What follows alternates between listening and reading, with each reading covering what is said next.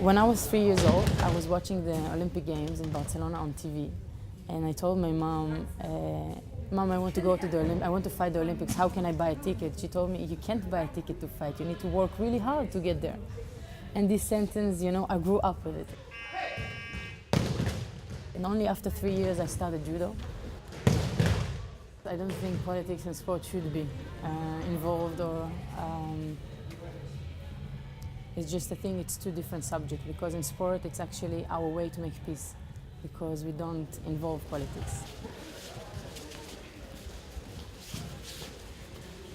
Well, unfortunately, sport has been used as a tool, as a political tool in some events, some occasions, and unfortunately, it affected sport. It affected the Israeli athletes. For example, about 10 years ago, we had the tennis player Shahar Peer. She could not go to Dubai in order to play in a tennis tournament. Fortunately, I had experience with two countries and two competitions that it was involved. One of them was Morocco, and when we arrived, we had like 9 hours in the airport in the immigration. They didn't let us go in. They said that we don't have the visa, the right visa. They said our visa is for tourists and we need a sport visa, which doesn't exist. We have only one visa. And after 9 hours, we called the International Judo Federation manager, and we told him that we are stuck in the airport, and he said, if the Israeli, like the delegation, don't go in the country, we cancel the competition. After 3 seconds, we go in. So, and really in the hotel and everywhere, everyone was very nice. Like the local people were really nice. They knew we are from Israel. They didn't have any problem. But when we entered to the venue and we compete, every time that an Israeli go on the mat, all the crowd was booing us, throw things on us, they spit on us, they curse, everything, Hebrew, Arabic, everything. And when we left the venue, everyone stand like around us. We had one local security with no weapon, and it was not a nice experience, and it was very scary for me because I came to make sport. I came to win. I don't care who I fight, where I fight. And it was sad, actually. And the second story was in Abu Dhabi.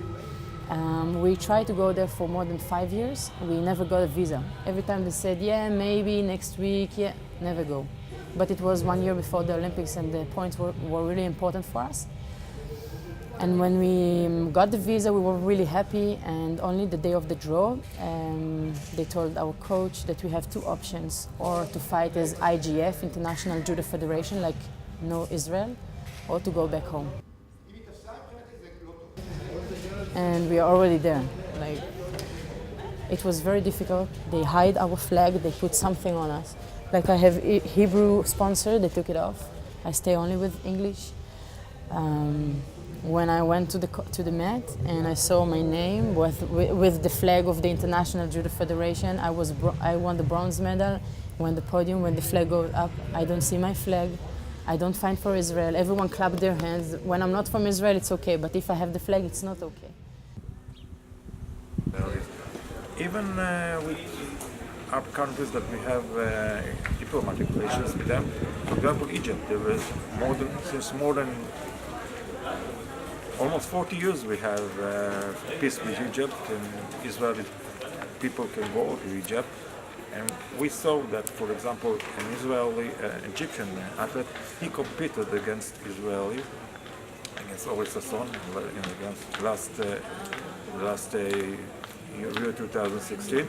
But after we lost, he refused to shake his hand. It was very embarrassing.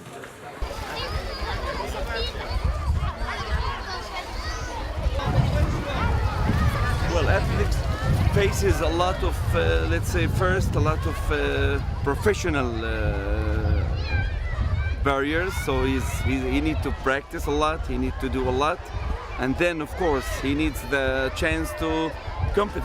So he needs to have tournaments that he can be there and have like challenge and make some good results. But if we don't give him this chance, he will like lose everything that he looks for, like all the hard work that he do, he will not succeed to have the chance to make it success.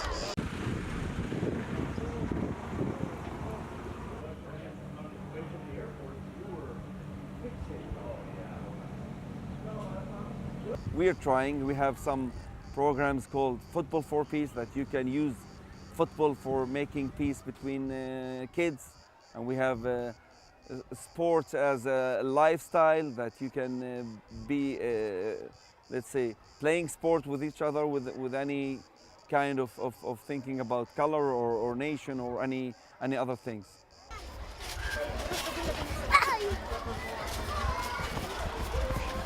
It's not impossible, it's very easy to make kids play together. Just give him the ball, give him any sport instrument, and they will play together. They will not even ask about the name. They will enjoy it together, and they will do it as a sport and not as any other things to do. I grew up here. My family is from here. I'm pure Israeli. So when I fight around the world, it's not only Yarden Gerbi, it's Yarden Gerbi from Israel. People know where I'm from. We are a really small country. And the moment the clock finished, it was really the best moment in my life. I felt so completed, so happy. Everything was worth it. I worked so hard. I dedicated everything. I'm 100% athlete. I'm professional. Everything. If I eat, I sleep. My life is only judo, and it was the best moment in my life. And when you go to the podium and you see your flag, you see all the Israelis. You wear the outfits of Israel. And I'm the second woman ever to win the medal for Israel. So it was a big thing. It's like 24 years since the first medal from a female. So it was really amazing. And I still live this, I don't want to, to let it go, because it's such a great feeling, a really great feeling.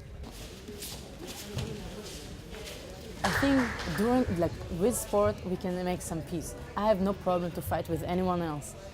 For me, any person is a person. I don't care where are you from. As long as we can say hello. I don't say let's be best friends. Let's just be human.